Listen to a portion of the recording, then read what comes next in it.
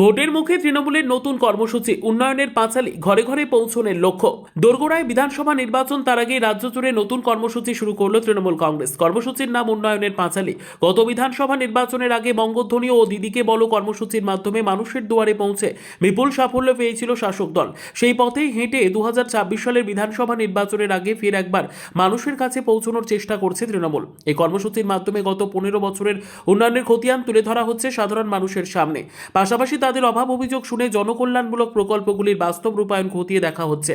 এই কর্মসূচির অংশ হিসেবে আজ মুর্শিদাবাদ জেলার ডোমকল ব্লকের মধুরকুল অঞ্চলে সকাল থেকে বিকেল পর্যন্ত চলে উন্নয়নের পাঁচালীর যাত্রা। পাড়া মহল্লায় ঘুরে সাধারণ মানুষের সঙ্গে সরাসরি কথা বলেন তৃণমূল নেতৃত্ব।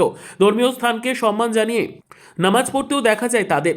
মধুরকুল গ্রাম পঞ্চায়েতের প্রধান শামসুজ্জোহা মণ্ডল বাবুর সঙ্গে কর্মসূচিতে অংশ নেন ডোমকল টাউন তৃণমূল কংগ্রেস সভাপতি কামরুজ্জামান মণ্ডল, ব্লক সভাপতি হাজিকুল ইসলাম সহ একাধিক নেতা ও কর্মী। কর্মসূচির শেষে নেতৃত্বের বক্তব্যে উঠে আসে উন্নয়নের ধারাবাহিকতা ও মানুষের সঙ্গে নিবিড় সংযোগ বজায় রাখার বার্তা।